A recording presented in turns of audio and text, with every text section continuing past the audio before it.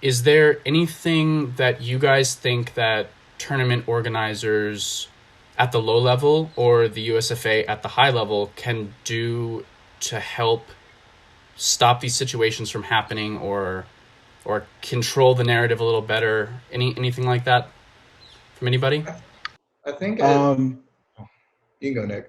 yes. So for me, I think just the first level, and you can do this at the national level, the international level, just at the local level, is just to realize just the biases that you have. You know what I'm saying? Just Mm-hmm. recognizing the problem first off. That when you look at a fencer, at a black fencer, what you automatically think about them just by looking at them, like you don't even know their personality yet. So realize like the biases you have against them, because they're a lot against us, and that we have to watch out for. And I'm hopeful for a day where I don't have to watch out for that and watch my every single action to make sure I'm not like I said before, furthering a stereotype.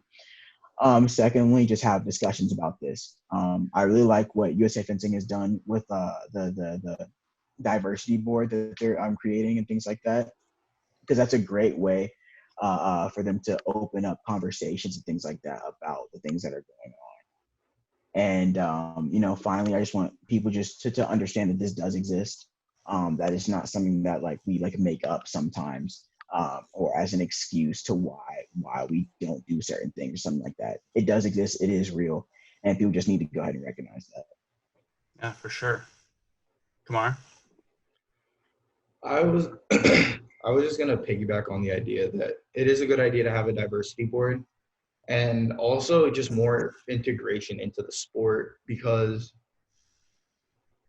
when there isn't a lot of for like in fencing, there's not a lot of real black people. There's a lot more now, but there's still not enough to the point where you're where there's in where it feels integrated, so to speak. Like it still feels like a kind of a pretty small, tight knit community, which is perfectly fine. But the minute we get more just general diversity, I feel like that could have really positive effects, and that's why it's getting better over time. Because as more Black people, as more like Hispanic people, as more everybody integrate into the sport, I feel like people can learn more without having to be explicitly sat down and explained to because they can see it with their own eyes.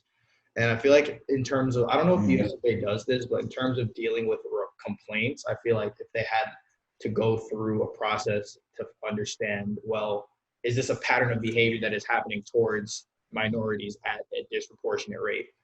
Kind of like they have to do with when they track police crimes and stuff like that, looking at the rate and if it's a pattern of behavior. Because if it's one mistake, that's fine. Like people make mistakes in terms of like maybe they gave a card to the wrong person, right? But if they give the card repeatedly to the wrong person or the wrong group of people, Yeah. that can be an issue. And so I feel like that, like an internal sort of review, so to speak. Yeah, totally. Malcolm, do you have anything to say about this on a college level specifically? Yeah, for sure. Actually, speaking of a college level, I just got off the phone with Bucky Leach, foil coach at Notre Dame, and we Mm-hmm. were talking about ways that we could, make the Notre Dame fencing team more active in this struggle against racial injustice. And one of Nice. the big driving points that we had was, not really was having this sort of idea that you can't just be satisfied with yourself. It's about improving your community, right? So for the Notre Dame fencing team, we Mm. pride ourselves on having a very inclusive community where everybody should feel safe. But it's not just enough for us to have this, inclusive team. We need to take that extra step forward in making sure that the entire Notre Dame community is inclusive and active on issues like this. So when you translate that to the collegiate experience, right? It's not just enough for individual athletes or even like NACS or stuff, individual athletes to say, I'm not racist or I can recognize and fix my biases. The next step needs to be taken in saying, okay, well, maybe those around me aren't necessarily as educated on the subject as they should be. And so as a member of this community, it is my duty to make sure that they are well informed of, whatever ignorance they may still hold and let go of that. So when we talk about it on a college level, when you become a college athlete, they're going to tell you this all the time, no matter what you do, you're representing your school. And that should be, an important driving force and motivation in encouraging this open-mindedness, because since you are a representative of your school, you don't want to create this negative image of ignorance and closed-mindedness around your school and its community. Yeah. Well said. Michaela? So one thing that I think USA Fencing can definitely do is, you know how we do workshops and things at NACS? Well, there are people who do diversity and inclusivity training for like a living. Their specialty is that. So if we could get someone to maybe come talk to the refs, maybe come even talk to fencers themselves, have an open workshop for people to attend, I think that would be extremely helpful.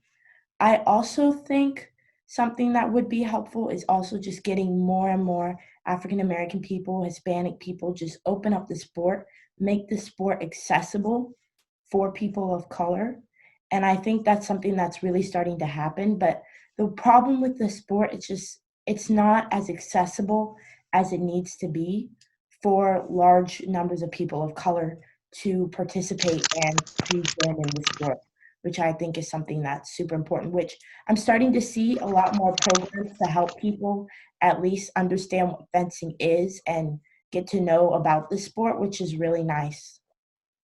Yeah, that's awesome.